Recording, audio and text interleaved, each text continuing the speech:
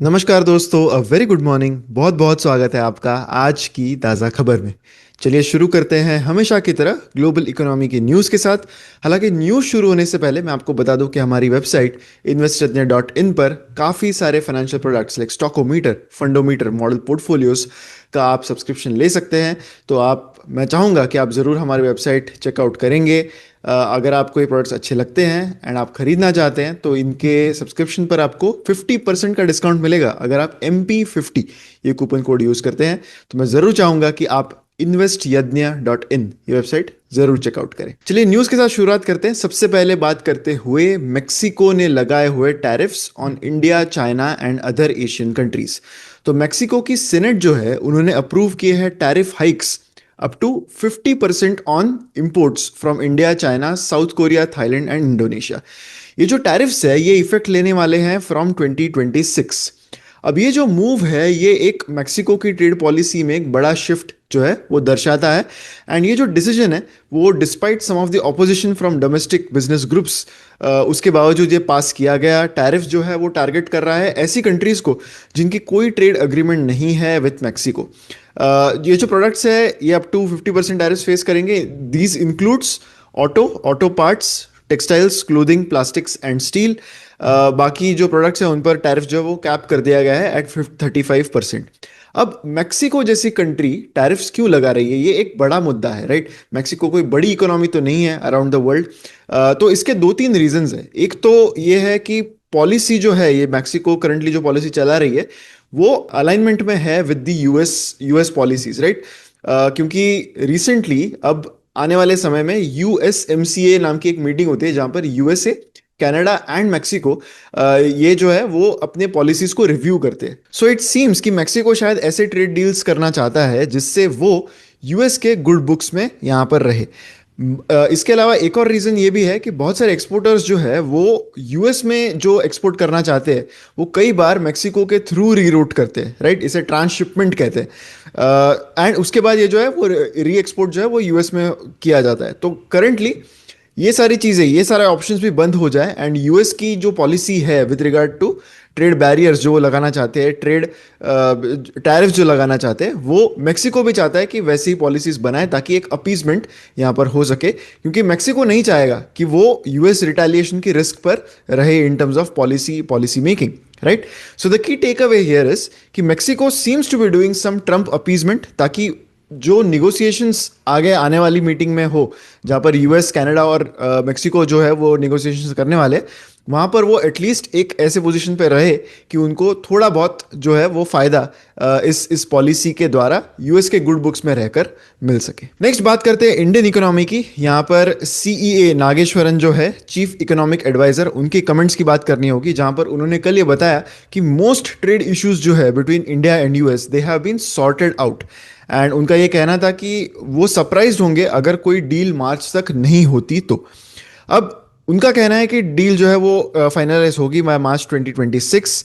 इससे पहले उन्होंने ये भी कहा था कि कुछ रिजोल्यूशन जो है वो नवंबर एंड तक उन्हें एक्सपेक्टेड है, बट कुछ डिलेज परसिस्ट करते हुए नजर आ रहे हैं। उन्होंने ये डिले जो है उसका कारण बताया कि जियोपॉलिटिकल इश्यूज जो है, जियोपॉलिटिक्स ओवरऑल दुनिया में जैसा है, वो मेजर रीजन है इसके लिए rather than bilateral trade issues. अब इंडिया और यूएस ने एम किया था कि वो फर्स्ट ट्रांच जो है इस पैक्ट का वो 2025 के एंड तक करें, लेकिन वो डेडलाइन अब मिस हो चुकी है। इंडिया हालांकि काफ़ी कॉन्फिडेंट है कि डील इस फाइनेंशियल ईयर एंड के पहले रैप अप हो जाए।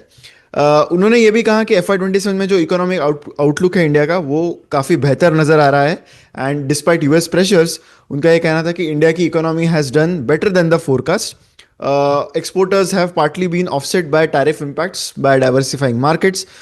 इसके अलावा यूएस ट्रेड रिप्रेजेंटेटिव जो है उन्होंने कहा है कि India has given the best offers Washington has received from any country, right. एक डेलीगेशन है यूएस का जो ऑलरेडी न्यू दिल्ली में है to negotiate agriculture market access, क्योंकि इट सीम्स कि इस डील में एक मेजर रोड ब्लॉक जो है वो एग्रीकल्चरल मार्केट का एक्सेस ही रहा है। क्योंकि उनकी जो डेलीगेशन है उनका ये कहना है कि इंडिया ने एक अनविलिंगनेस दिखाई है to open its market for agriculture market produce, mainly American farm products जो अमेरिका एक्सपोर्ट करना चाहता है इनटू इंडिया। तो उसके रिगार्डिंग एक्सेस जो है वो इंडिया देने को उतना रेडी नहीं है, ऐसा उनका कहना है। यूएस इंडिया को एक वायबल अल्टरनेटिव मार्केट मानता है जब चाइनीज डिमांड जो है वो फॉल हो रही है एंड इन्वेंट्रीज बढ़ रहे हैं. So negotiations are being led from India side and US side both currently. So ये जो डेलीगेशन यूएस का इंडिया में है currently, that is a major second visit after President Trump imposed the 25% penalty on Indian goods. And India ने since काफ़ी सारा diversifying किया है इनटू एनर्जी इंपोर्ट्स, क्योंकि रशियन ऑयल परचेजेस की वजह से एक मेजर टैरिफ लगाया गया था.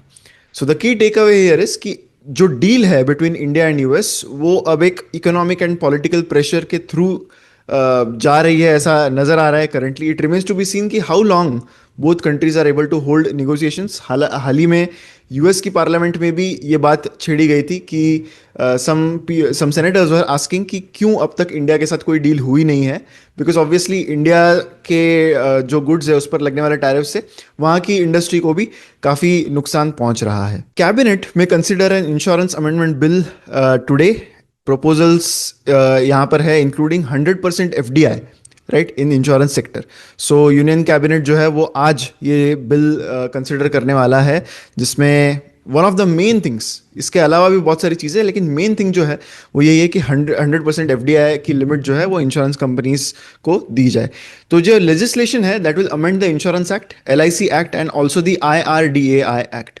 जो ऑब्जेक्टिव्स है इस रिफॉर्म के वो अलाइनमेंट में है with government's long term vision of insurance for all by 2047.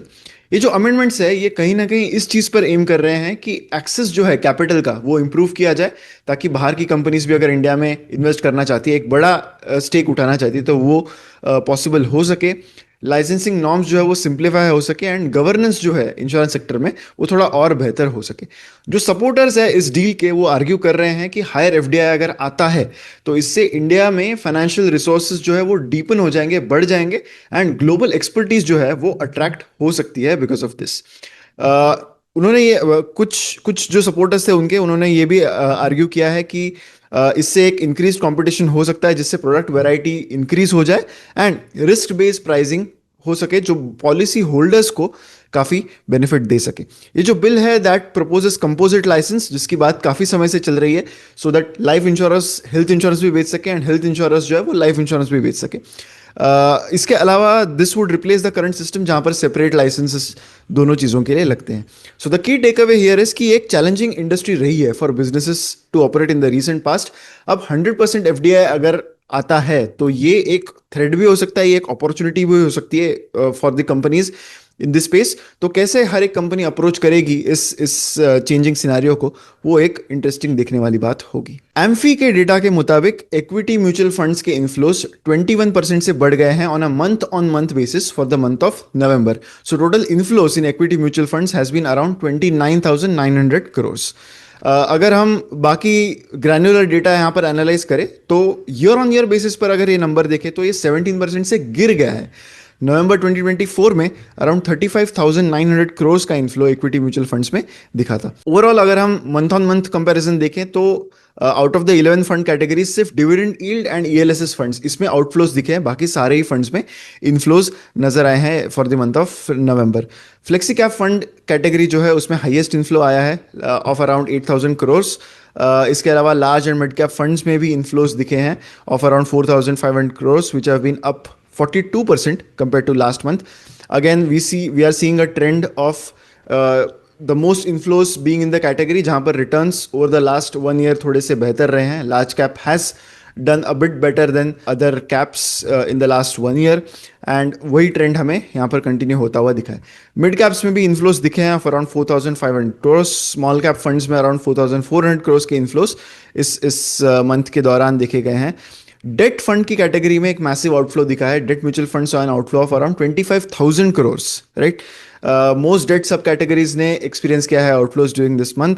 Ultra short duration funds में भी एक इनफ्लो दिखा है of around 8,000 crore. So the takeaway here is कि ओवरऑल इनफ्लोज अभी भी काफी अच्छे दिख रहे हैं considering the market has been sideways in the last 1 year. Indian markets have been sideways, but ये इनफ्लो सस्टेन होते हैं कि नहीं अगर मार्केट कंसोलिडेशन फेज में जाता है और भी, तो the true test remains there, क्योंकि एक लैग इफेक्ट यहां पर होता है इन्फ्लोज का. सो मार्केट्स बहुत देर तक अगर अच्छा नहीं करेंगे तो उसके दौरान इन्फ्लोज अच्छे रहेंगे, लेकिन उसके बाद के जो इन्फ्लोज है वो चैलेंजिंग हो सकते हैं। यूएस बायोसिक्योर एक्ट जो है वो एक लॉ बनने जा रहा है, ये करंटली माना जा रहा है, एंड ये एक पॉजिटिव न्यूज़ हो सकती है इंडियन फार्मास्यूटिकल कंपनीज के लिए।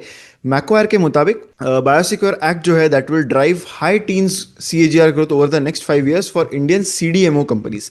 सीडीएमओ जो सेक्टर है within the pharma space, that has been a big that has been a big driver, right. बहुत इंटरेस्ट यहाँ पर इन्वेस्टिंग स्पेस में पिछले कुछ सालों से दिख रहा है।